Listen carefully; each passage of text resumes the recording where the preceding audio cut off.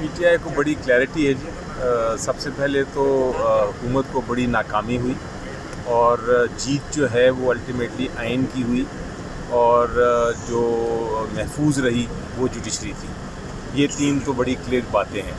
जहाँ तक हुकूमत का ताल्लुक़ है, उन्होंने बड़ी कोशिश की कि तकरीबन कोई हमें इत्तला मिली है 80 से ज़्यादा तरामीम थी और उन्होंने कोशिश की कि वो किसी ना किसी तरह नंबर्स इकट्ठे कर लें।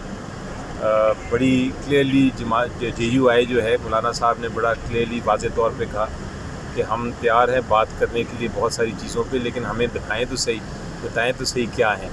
हम हर चीज़ तो नहीं मान सकते आंखें बंद करके। उसके ऊपर फिर बड़ी कोशिश की हुकूमत ने उनको मनाने की, लेकिन वो बड़े वाज़े थे। उन्होंने कहा जी मैं असूल पे खड़ा हूँ, मैं ये असूल की बात है, मैंने किसी ताकत की बात नहीं मानी। और यही मौक़िफ़ हमारा PTI का था कि हम भी असूलों पे खड़े हैं, हमने भी ताकत की बात नहीं माननी और हम इसको अपोज़ करेंगे। हमने भी अनाउंस किया था। कल हुकूमत बड़ी परेशान थी, उन्होंने अजीबोगरीब बात की कि पूरी मीटिंग की और मीटिंग में डिस्कशन करनी थी आइनी तरामीम की, लेकिन कोई ड्राफ्ट तो दूर की बात है, कोई डॉक्यूमेंट भी नहीं किया, कोई कागज़ भी नहीं, कोई कागज़ का टुकड़ा भी नहीं दिखाया, खाली हवा में बातें की। तो ऐसी तो बातें नहीं होती हैं सियासत में।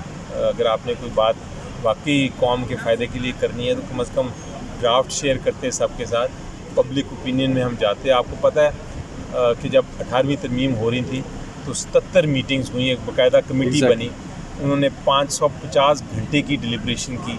हर मीटिंग के बाद जो 5-5, 6-6 घंटे की होती थी, हर पॉलिटिकल पार्टी अपनी लीडरशिप से डिस्कस करती थी, फिर जाके वो 18वीं तरमीम हुई। ये तो रात के अंधेरे में चुप करके खुसर करके चुपके से कोशिश की गई थी।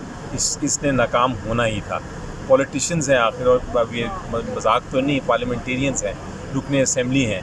ये तो नहीं कि वो रबर स्टैम्प है कि जो मर्ज़ी हुकूमत ने दे दिया मान लिया। तो इसलिए ये नाकामी बहुत बड़ी है और जैसा मैंने कहा फ़तह पार्लियामेंट की है, आइन की है और हिफाजत जुडिशरी की हुई है। आप क्या समझते हैं कि ये चीफ़ जस्टिस को एक्सटेंशन देने के लिए ये सब कुछ किया जा रहा था कि कुछ और भी मुहर्रिकात इसके पीछे थे? जी मेरा ख्याल है ये इनका जो एम बहुत सारे इनके थे।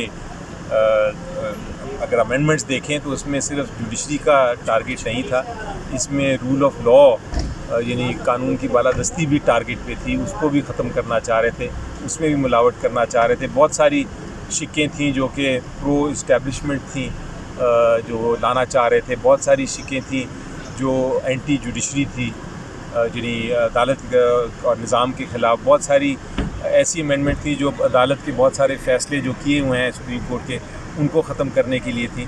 तो इन्होंने हर कोशिश की थी कि वो एक मिक्सचर कर दें, दाल भी, रोटी भी, चावल भी, कढ़ाई भी, सब कुछ अंदर डाल के मिक्स करने की कोशिश की थी।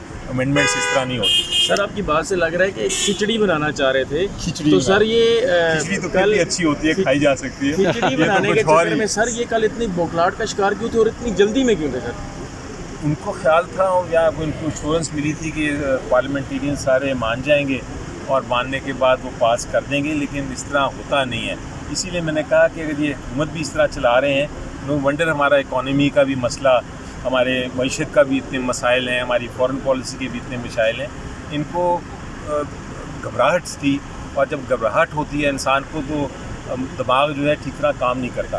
तो इस वक्त यही पोजीशन लग रही थी रात को, जिस तरह वो बातें हो रही थी कमेटी में, मुझे यही लग रहा था कि शायद परेशान है, इतने परेशान है कि दिमाग ठीक तरह काम नहीं कर रहा। अली ज़फ़र साहब, क्या PTI वकला की होने वाली अब तहरीक जो 19 तारीख को शुरू हो रही है, क्या इसको सपोर्ट करेगी? ये देखें, अब तो वकला ने तो अपनी क्लियरली एक मौक़िफ़ ले लिया है, लेकिन अब जो नाकामी हुई है हुकूमत की, उसके बाद तो मेरा ख्याल है हुकूमत को खुद ही चाहिए कि जो वकला की डिमांड्स हैं उसको उसके मुताबिक एक्ट करें और नोटिफाई करें मंसूर अली शाह साहब को एज चीफ जस्टिस और आगे चलाएं निज़ाम। सर लेकिन जो वो पैकेज बता रहे हैं सीनियर जजेस का, जस्टिस आयशा भी तो वहाँ से सुपरसीड करके आई है ना, फिर लाहौर से जो आई थी सुप्रीम कोर्ट में, इस बारे में क्यों नहीं इतराज़ किया लोगों ने? जी देखिए, जहाँ तक मामला है कि पैकेज में है क्या, वो तो अभी तक पता नहीं चला। वो जो पैकेज जो भी था 80-90 तरमीमों का, जिसमें तरामीम थी 80 से ज़्यादा, वो तो ख़त्म हो गया, वो तो फाइनल इशू ओवर हो गया, गेम ख़त्म, game over, match set finished.